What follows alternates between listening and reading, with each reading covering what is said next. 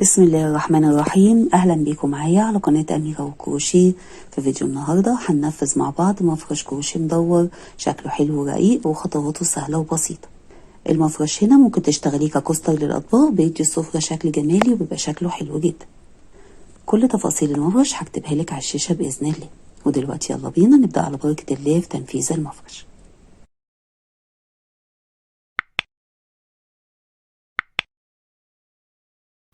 بسم الله الرحمن الرحيم. اول حاجة بنبدأ بعمل دايرة سحرية، وانا بشتغل الدايرة السحرية بعمل عقدة البداية وبدخل اشتغل جواها. انت بتشتغلي الدايرة السحرية بالطريقة اللي انت متعودة عليها، ولو عايزة تشتغلي حلقة البداية عبارة عن سلاسل فبتشتغلي 5 سلاسل وتقفلي بمنزلقة على اول سلسلة، وبعد كده بتبدأي معايا في السطر الاول. السطر الاول بدايته بترتفعي 3 سلاسل باعتبارهم عمود وبتشتغلي سلسلة، كده يعتبر اشتغلنا عمود سلسلة. هتاخدي لفة على الإبرة وتدخلي جوه الحلقة تشتغلي 11 من العمود سلسلة، عمود بلفة وبعده سلسلة، كده 2 سلسلة، 3 سلسلة، 4 سلسلة، 5 وسلسلة. هتكرري كده لحد ما يكملوا معاكي 11 من العمود سلسلة. بعد ما كملتيهم 11 من العمود سلسلة، كده عندنا السطر الأول عبارة عن 12 من العمود سلسلة بما فيهم ارتفاع 3 سلاسل، كده 1 2 3 4 5 6 7 8 9 10 11 12. بعد ما اشتغلتي السلسلة بتدخلي تقفلي بمنزلقة على تالت سلسلة من سلاسل الارتفاع، ويبقى باقي عندك بعدها سلسلة اللي هي الفرق ما بين العمود والعمود اللي بعده. هتسحبي الخيط كده وتعديه من على اللفة اللي عليه. بعد كده بتضيقي الدايرة السحرية، بتشدي الخيط كده بشويش فبتضيق معاكي بالشكل ده، وبعد كده بتقفلي الخيط تحت الأعمدة بإبرة التقفيل. السطر التاني بدايته هتدخلي بمنزلقة جوه السلسلة، اسحبي الخيط كده وتعديه من على اللفة اللي عليه، وبترتفعي سلسلتين وتعلي ايدك كده في أول سلسلة، والسلسلتين دول بيعتبروا عمود. تدخلي تاني جوه السلسلة تشتغلي عمود بلفة، فاحنا كده يعتبر جوه السلسلة اشتغلنا 2 عمود بلفة، سلسلة جوه السلسلة اللي بعدها 2 عمود بلفة، 1 2 سلسلة جوه السلسلة اللي بعدها 2 عمود بلفة، 1 2. احنا هنا عندنا 12 من السلسلة، فهيبقى عندنا في السطر ده 12 من العمودين سلسلة. تشتغلي السلسلة وتدخلي كده تشتغلي 2 عمود بلفة، 1 2 سلسلة، 2 عمود بلفة، 1 2 سلسلة، وبتكرري كده لحد آخر السطر ويبقى عندك 12 من العمودين سلسلة. بعد ما كملت يوم 12 من العمودين سلسلة بتقفلي بمنزلقة على تاني سلسلة من سلاسل الارتفاع. السطر التالت بدايته بترتفعي سلسلتين، 1 2، وتعلي ايدك في السلسلة الأولى. على تاني عمود هنزود ونشتغل عمودين، 1 2. فكده الجزء هيبقى عبارة عن 3 أعمدة، هيزيد عمود عن السطر اللي تحت، سلسلة وتروحي على العمودين اللي بعدهم تشتغلي على أول عمود عمود، وعلى التاني عمودين، 1 2.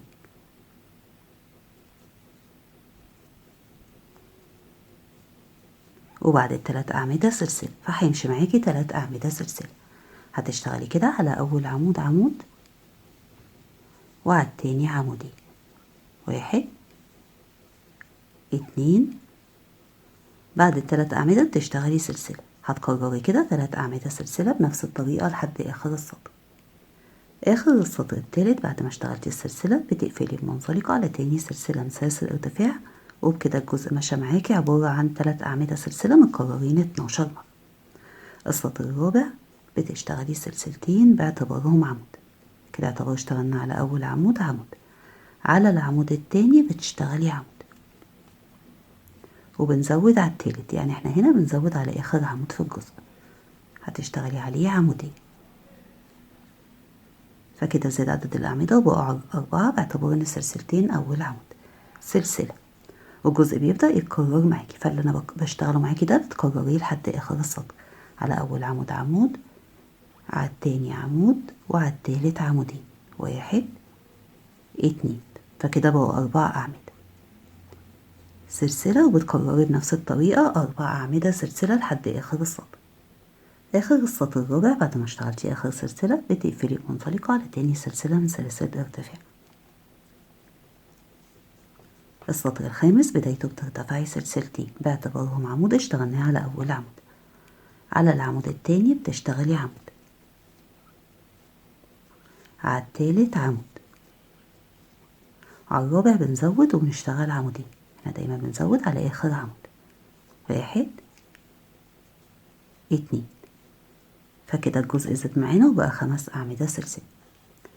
بعد ال5 أعمدة بتشتغلي سلسلة وبتكرري، هتشتغلي على أول 3 أعمدة على كل عمود عمود، 1 2 3، وبنزود على الرابع وبنشتغل عليه عمودين، فكده 4 5 وسلسلة. يبقى السطر الخامس الجزء فيه عبارة عن 5 أعمدة سلسلة. هتكرري كده لحد الآخر. آخر السطر الخامس بعد ما اشتغلتي السلسلة بتقفلي المنزلقة على تاني سلسلة من سلاسل الارتفاع، وبكده السطر ماشي معاكي 5 أعمدة سلسلة متكررين 12 مرة. السطر السادس أنا ابتداء من السطر السادس هشتغل معاكي جزء واحد بس، وانت عرفتي ان احنا لما بنزود على آخر عمود، فهترتفعي سلسلتين باعتبارهم عمود اشتغلناه على أول عمود، وهتشتغلي على ال3 أعمدة على كل عمود عمود. فاحنا كده اعتبر بنشتغل عمود على تاني عمود، عمود على التالت، عمود على الرابع، وعلى الخامس هتزودي وتشتغلي عمودين، كده بقوا 5 6 سلسلة. وبتكرري، بتشتغلي على أول عمود عمود، وبعد كده بتشتغلي على كل عمود عمود، وعلى العمود الخامس بتزودي وبتشتغلي عمودين. هتكرري كده لحد آخر السطر. آخر السطر السادس بعد ما اشتغلتي السلسلة بتقفلي منزلقة على تاني سلسلة، وبكده الجزء ماشي معانا عبارة عن 6 أعمدة سلسلة متكررين 12 مرة. يعني بيزيد معانا في كل سطر عمود في الجزء، والعمود اللي بيزيد على آخر عمود.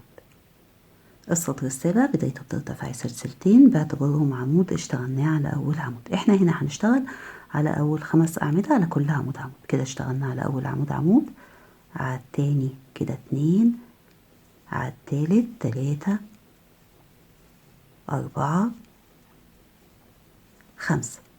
على عمود السادس بنشتغل عمودين، فبيزيدوا معانا عدد الأعمدة ويبقوا 7، 1 2. كده بقى عندنا 7 أعمدة بعدهم سلسلة. وبتكرري، بتشتغلي كده على أول 6 أعمدة على كل عمود، على أول 5 أعمدة على كل عمود عمود، وعلى العمود السادس بتشتغلي عمودين. هتكرري كده لحد الآخر. آخر السطر السابع بعد ما اشتغلتي السلسلة بتقفلي منزلقة على تاني سلسلة من سلاسل الارتفاع. السطر الثامن الجزء فيه هيبقى عبارة عن 8 أعمدة، فهترتفعي سلسلتين ودول بنعتبرهم عمود اشتغلناه على أول عمود. على العمود التاني بتشتغلي عمود، كده بقوا 2، على اللي بعده 3 4 5 6. يبقى احنا كده على أول 6 أعمدة اشتغلنا على كل عمود عمود، وبنزود على السابع بنشتغل عليه عمودين، 1 2. فكده بقى عندنا 8 أعمدة بعدهم سلسلة. الجزء هيبقى عبارة عن 8 أعمدة سلسلة مكررين 12 مرة، وبنزود دايما على آخر عمود. هتكرري كده لحد الآخر. آخر السطر الثامن بعد ما اشتغلتي السلسلة بتقفلي منزلقة على تاني سلسلة من سلاسل الارتفاع. السطر التاسع الجزء فيه هيبقى عبارة عن 9 أعمدة، فبترتفعي سلسلتين باعتبارهم عمود اشتغلناه على أول عمود. بعد كده هنشتغل على ال6 أعمدة على كل عمود عمود، فده كده يعتبر تاني عمود، 3 4 5 6 7. كده ارتفعنا سلسلتين باعتبارهم عمود واشتغلنا 6 أعمدة على كل عمود عمود، فكده بقى عندنا 7 أعمدة. على العمود الثامن بنزود وبنشتغل عمودين، 1 2. كده عدد الأعمدة بقوا 9 بما فيهم ارتفاع السلسلتين. هتشتغلي سلسلة وتكرري، تشتغلي على كل عمود عمود، وعلى آخر عمود بتزودي وبتشتغلي عمودين، فالجزء هيبقى 9 أعمدة سلسلة متكررين 12 مرة. اخر السطر التاسع بعد ما كررتي واشتغلتي السلسلة بتقفلي بمنزلقة على تاني سلسلة من سلاسل الارتفاع. احنا كده اشتغلنا 9 سطور. السطر الجاي هنشتغل كله عبارة عن أعمدة بالطريقة اللي هتشوفيها. السطر العاشر بدايته هترتفعي سلسلتين باعتبارهم عمود اشتغلناه على أول عمود، على التاني عمود، على التالت عمود، على الرابع عمود. كده اشتغلنا على أول 4 أعمدة، على كل عمود عمود. على العمود الخامس هتزودي وتشتغلي عمودين، 1 2. هيبقى بقى عندك 4 أعمدة هتشتغلي على كل عمود منهم عمود، 1 2 3 4. يبقى احنا كده اشتغلنا على أول 4 أعمدة، على كل عمود عمود، واشتغلنا على العمود الخامس عمودين، وبعد كده على ال4 أعمدة على كل عمود عمود. جوه السلسلة بتشتغلي عمود، يعني السطر ده مفيهوش سلاسل، كله عبارة عن أعمدة. هتكرري اللي انا هشتغله معاكي ده اللي بيتكرر معاكي لحد آخر السطر. على أول 4 أعمدة بتشتغلي على كل عمود عمود، 1 2 3 4. كده اشتغلنا على أول 4 أعمدة، على كل عمود عمود. على الخامس بتزوديه وبتشتغلي عمودين، 1 2. على ال4 أعمدة على كل عمود عمود، 1 2 3 4. جوه السلسلة عمود. تمام، هو ده اللي بيتكرر معاكي. بتشتغلي 4 أعمدة، 1 2 3 4 على كل عمود عمود، وعلى الخامس بتزودي وبتشتغلي عمودين، وبعدين 4 أعمدة على كل عمود عمود، 1 2 3 4، وجوه السلسلة عمود.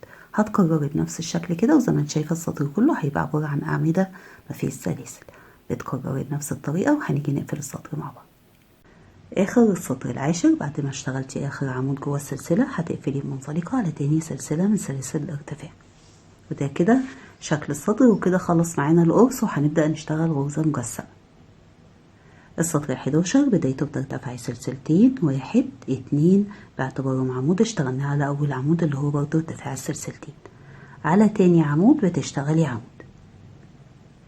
بتاخدي لفة على الإبرة وتدخلي على آخر عمود اللي اشتغلنا جوه السلسلة، تسحبي اللفة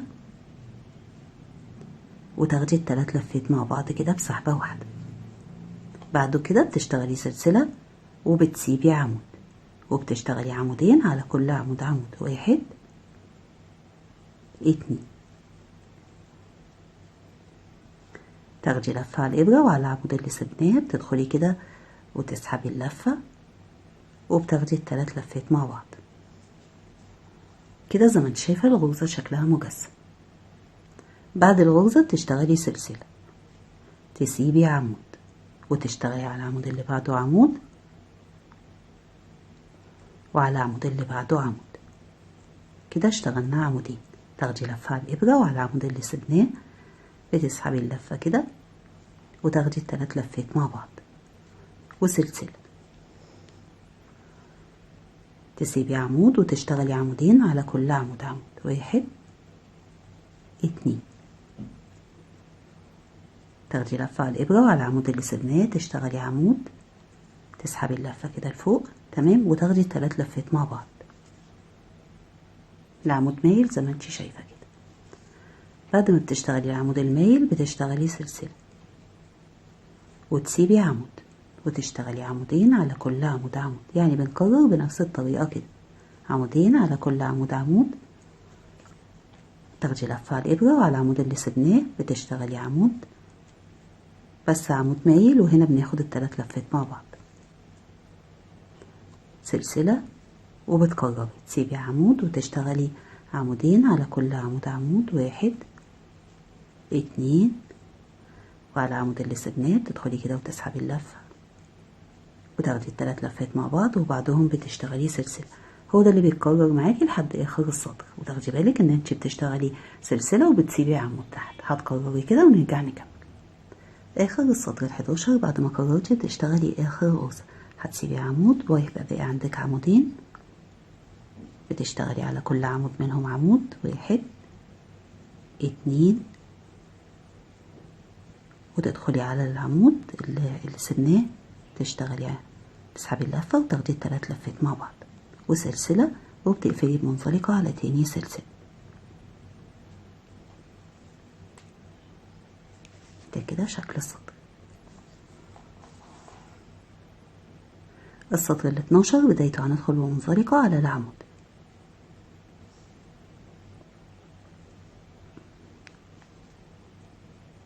ترتفعي سلسلتين، فكده يعتبر اشتغلنا عمود على تاني عمود.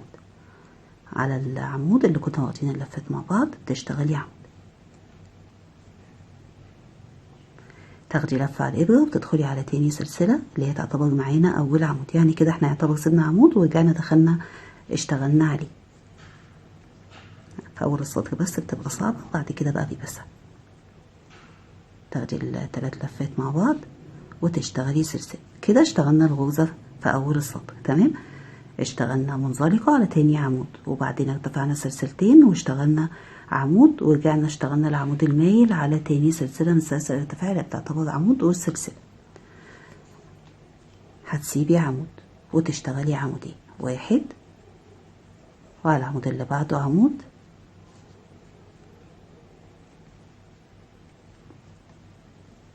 تاخدي لفة على الإبرة، وعلى العمود اللي سبناه بتسحبي اللفة وتاخدي التلات لفات مع بعض وتشتغلي سلسلة. كده الغرزة فوق بعضها زي ما انت شايفة كده. بعد ما بتشتغلي السلسلة بتكرري، بتسيبي عمود وبتشتغلي عمودين، واحد اتنين، على كل عمود عمود، ترجعي على نفس العمود اللي سبناه تشتغلي عليه عمود، تاخدي كده التلات لفات مع بعض وتشتغلي سلسلة. تمام، يبقى اللي انا هشتغله معاكي ده بيكرر معاكي لحد اخر السطر. هي نفس الغرزة اللي اشتغلناها في السطر اللي تحت. هتسيبي عمود وهتشتغلي عمودين على كل عمود عمود، واحد اتنين، تاخدي لفة على الإبرة، وعلى العمود اللي سبتيه بتشتغلي عمود، تسحبي اللفة كده وتاخدي 3 لفات مع بعض وبعده سلسلة. هي دي الغرزة اللي هتتكرر معاكي لحد آخر السطر. بتسيبي العمود الأول، تمام، وبتشتغلي عمودين على كل عمود عمود، وبترجعي على العمود اللي سبتيه تشتغلي عمود مايل، تاخدي 3 لفات مع بعض، وبعد كده بتشتغلي سلسلة. هتكرري كده لحد الآخر. آخر السطر ال12 بعد ما كررتي وصلتي لآخر السطر واشتغلتي السلسلة، بتقفلي بمنزلقة على تاني سلسلة من سلاسل الارتفاع. ده كده شكل السطر ال12. السطر ال13 هيبقى كله عبارة عن أعمدة بالطريقة اللي هتشوفيها. الأول هترتفعي سلسلتين ودول بنعتبرهم عمود اشتغلناه على أول عمود. هنشتغل عمودين على العمود التاني عمود، وعلى التالت عمود، بس هنشتغل على الطرف الخلفي. تمام، هتدخلي كده على الطرف الخلفي للعمود وتشتغلي عمود، تسيبي الطرف الأمامي وتروحي على الطرف الخلفي للعمود اللي بعده تشتغلي عمود. تمام، هيدينا شكل خط كده شكله حلو. تاخدي بالك ان احنا بنشتغل على الطرف الخلفي. بتدخلي جوه السلسلة تشتغلي عمود على الطرف الخلفي لكل عمود من التلاتة، بتشتغلي عمود، واحد اتنين تلاتة. بعد كده بتروحي على السلسلة تدخلي بنفس الشكل كده وتشتغلي عليها عمود، فبيبقى الخط زي ما انتي شايفة. هو ده اللي هيتكرر معاكي لحد الآخر. عندنا 3 أعمدة على كل طرف خلفي للعمود، لكل عمود هتشتغلي عمود. كده اشتغلنا على الطرف الخلفي لل3 أعمدة، على كل عمود عمود على الطرف الخلفي. جوه السلسلة مش بتدخلي بقى على الحرف ده، لا بتدخلي كده، يبقى طرفين ورا واللي قدام طرف واحد بس. تشتغلي كده يبقى تحت طرفها تشتغلي عليه عمود. تمام، بتكرري كده على الطرف الخلفي لل3 أعمدة على كل عمود عمود، وبتشتغلي جوه السلسلة عمود بنفس الطريقة كده لحد الآخر. آخر السطر ال13 بعد ما اشتغلتي آخر عمود جوه السلسلة بتقفلي بمنزلقة على تاني سلسلة من سلاسل الارتفاع.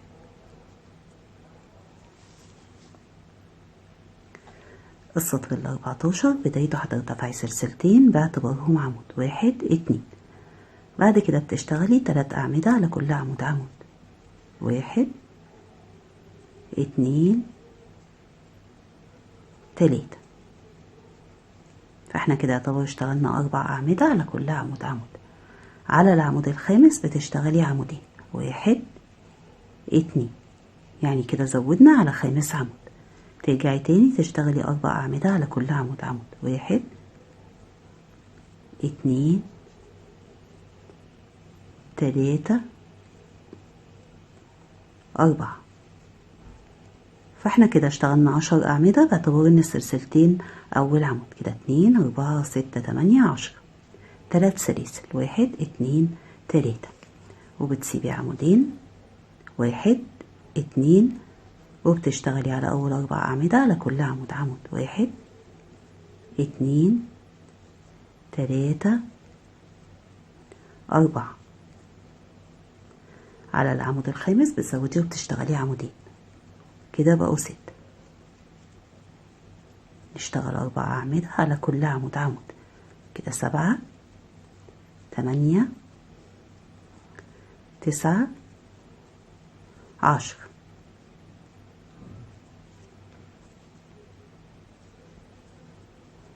و3 سلاسل. نشتغل بنفس الطريقة، بتسيبي عمودين، 1 2، وتشتغلي 4 أعمدة على كل عمود عمود، 1 2 3 4، عمودين على العمود الخامس، و4 أعمدة على كل عمود عمود، فكده بيبقى عندنا 10 أعمدة.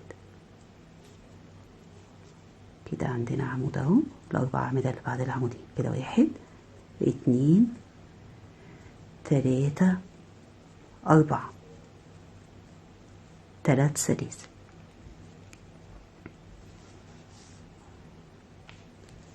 بتسيبي عمودين، 1 2، وتشتغلي 10 أعمدة بنفس الطريقة، عمود على أول عمود، على التاني عمود، على التالت عمود، على الرابع عمود، فكده بقى عندنا 4 أعمدة.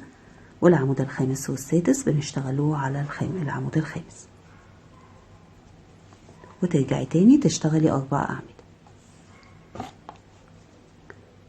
1 على كل عمود عمود،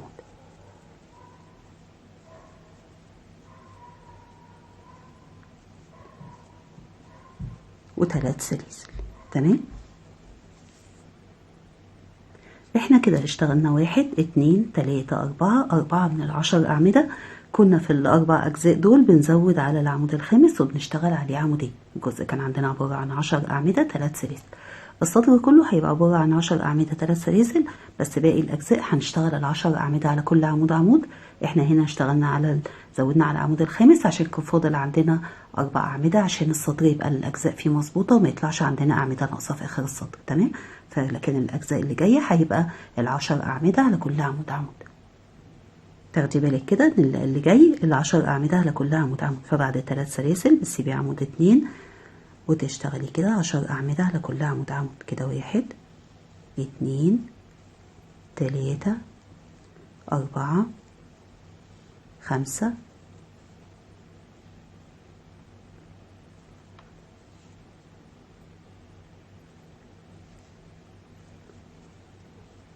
6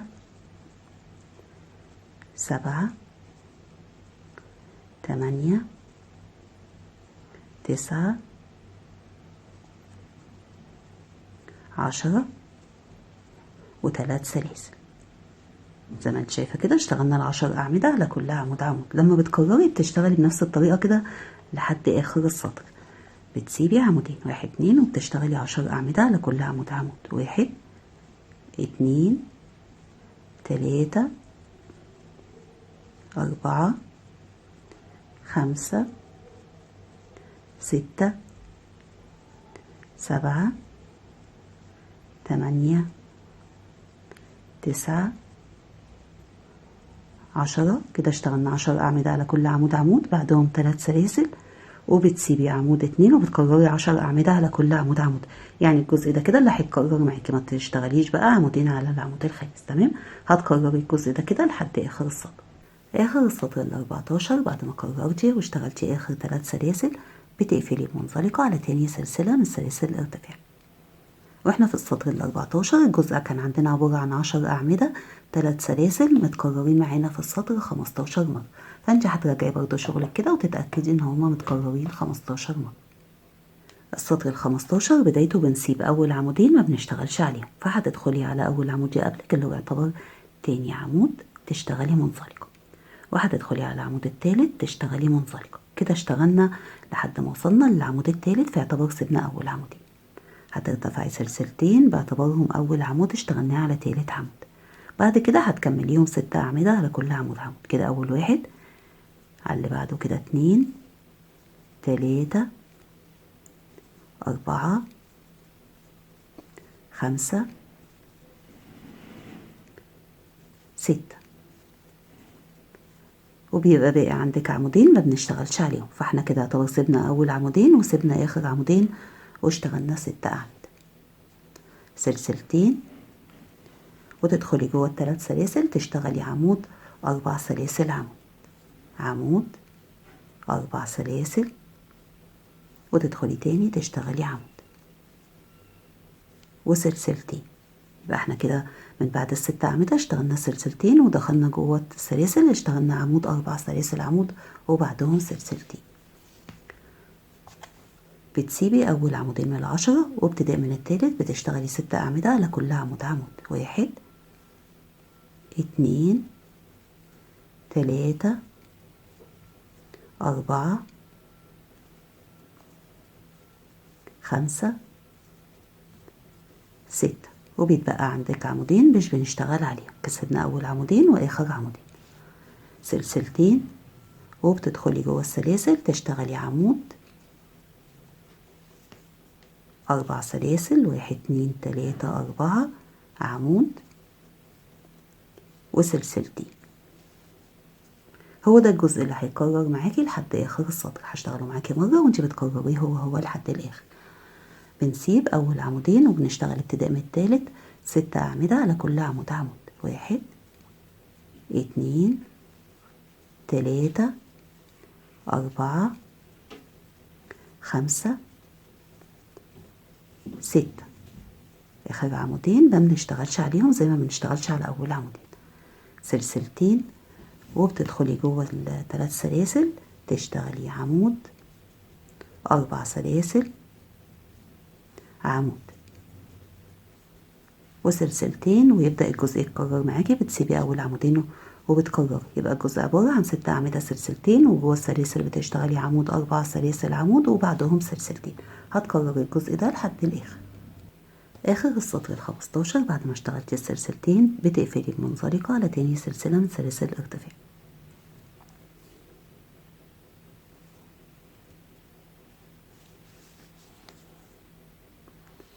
السطر ال16 بدايته هنسيب أول عمود مش بنشتغل عليه، فهتدخلي بمنزلقة على العمود التاني وترتفعي سلسلتين باعتبارهم عمود اشتغلناه على تاني عمود. احنا هنا هيبقى عندنا 4 أعمدة، كده اشتغلنا أول عمود. بعد كده بنشتغل 3 أعمدة على كل عمود عمود.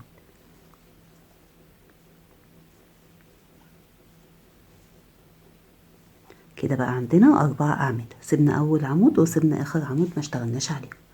سلسلتين وبتدخلي جوه ال4 سلاسل تشتغلي 10 أعمدة. 1 2 3 4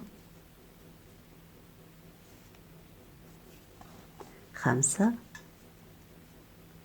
6 7 8 9 10 وسلسلتين. يبقى احنا كده اشتغلنا جوه السلاسل 10 أعمدة. 1 2 3 4 5 6 7 8 9 10 وبعدهم سلسلتين زي ما قبلهم سلسلتين. الجزء اللي انا هشتغله معاكي ده هو اللي بيتكرر معاكي لحد آخر السطر. بتسيبي أول عمود ما بتشتغليش عليه وبتبدأي من التاني بتشتغلي 4 أعمدة على كل عمود عمود. 1 2 3 4، يبقى احنا سيبنا أول عمود وسيبنا آخر عمود واشتغلنا 4 أعمدة. هتشتغلي سلسلتين وبتدخلي جوه السلاسل تشتغلي 10 أعمدة. 1 2 3 4 5 6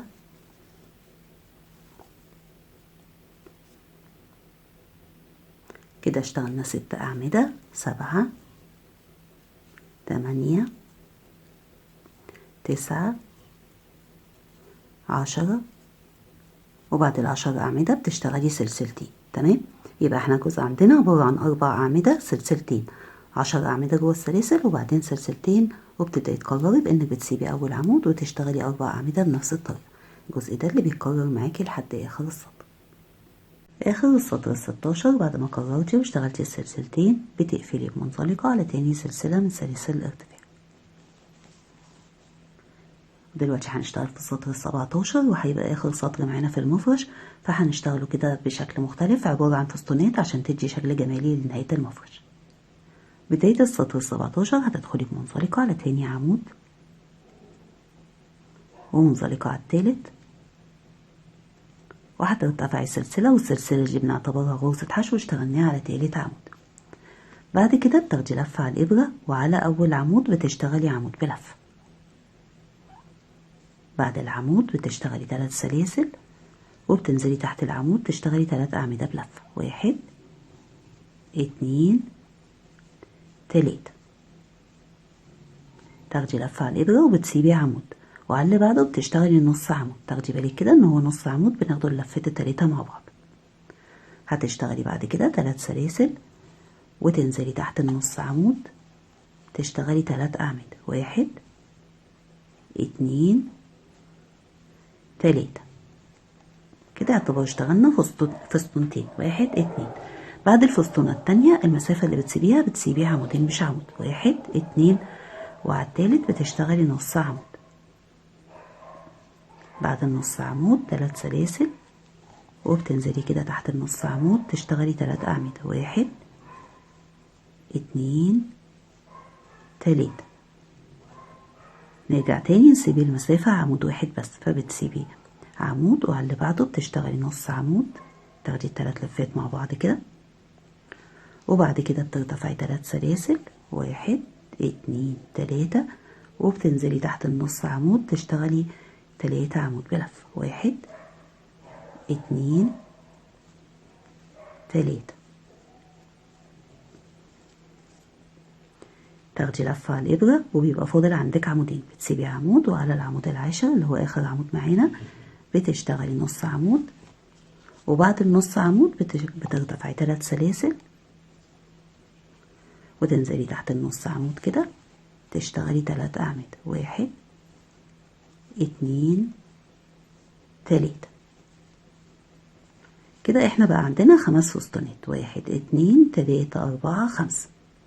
بعد ال5 بتثبتيها فين؟ بتثبتيها على تالت عمود. 1 2 على تالت عمود بتشتغلي غرزة حشو، بتسيبي عمودين وعلى التالت بتشتغلي غرزة حشو، وده كده بيبقى الشكل عندك. بعد كده بتكرري على اول عمود بنشتغل عمود بلفة، واحنا بنشتغل على اول عمود عمود بلفة عشان المسافة كده تبقى مظبوطة عشان ما يتقوس معانا، لكن الباقي بيبقى نص عمود. بعد كده بتشتغلي 3 سلاسل وبتنزلي تحت العمود تشتغلي 3 أعمدة. 1 2 3 تاخدي لفة على الإبرة وتسيبي عمود وعلى اللي بعده بتشتغلي نص عمود.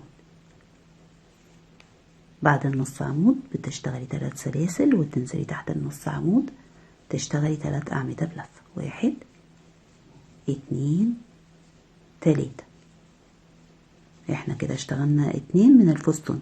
بعد الفستون رقم 2 المسافة اللي بتسيبيها عمودين، ومن على تالت عمود تشتغلي نص عمود. بعد النص عمود 3 سلاسل وتشتغلي تحت النص عمود 3 أعمدة. 1 2 3 بعد كده بتسيبي عمود واحد بس وعلى اللي بعده بتشتغلي نص عمود. بعد النص عمود 3 سلاسل وتنزلي تحت النص عمود تشتغلي 3 أعمدة بلفة. 1 2 3. تاخدي لفة على الإبرة وبتسيبي عمود، وعلى اللي بعده بتشتغلي نص عمود.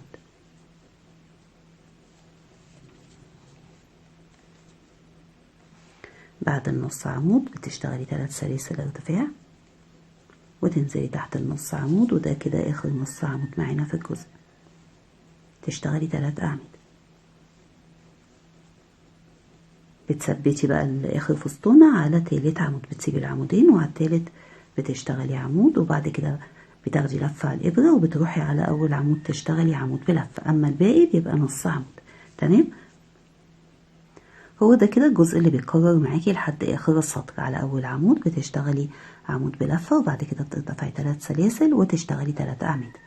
بتسيبي عمود وعلى اللي بعده بتشتغلي نص عمود. تاخدي بالك إن احنا عندنا 4 من النص عمود. بعد النص عمود بترتفعي 3 سلاسل وتشتغلي 3 أعمدة. المسافة بعد الفستونة التانية بتسيبي عمودين وتشتغلي نص عمود وترتفعي 3 سلاسل 3 أعمدة، تسيبي عمود تشتغلي على اللي بعده نص عمود، ترتفعي 3 سلاسل و3 أعمدة، تسيبي عمود، وعلى اللي بعده اللي هو آخر عمود بتشتغلي نص عمود وترتفعي 3 سلاسل، وبعدهم بتشتغلي 3 أعمدة، وبعد العمود التالت بتشتغلي غرزة حشو على تالت عمود. هو ده كده الجزء اللي هيتكرر معاكي لحد آخر السطر. هتكرري كده ونرجع نقفل السطر مع بعض. بعد ما كررتي وصلتي لاخر السطر واشتغلتي اخر 3 اعمده، بتقفلي بمنزلقه على اول سلسله ارتفعناها اللي هتبان معانا انها غرزه حشو. تسحبي الخيط كده وبتعديه من على اللفه اللي عليه. بعد كده بتاخدي لفه على الابره وبتسحبي الخيط وبتسيبي حته خيط كده عشان نقفل بيها، وبعدين بتقصي. بعد ما بتقصي الخيط بتثبتي اللفه لتحت كده عشان تبقى في سوا السطر، وبعد كده بابره التقفيل بتقفليه كويس تحت الاعمده. ده كده شكل المفرش بعد ما خلص. وانا كده خلصت معاكي فيديو المفرش. ان شاء الله نتقابل في فيديو جديد، ولحد ما نتقابل اسيبكم في رعاية الله، والسلام عليكم ورحمة الله وبركاته.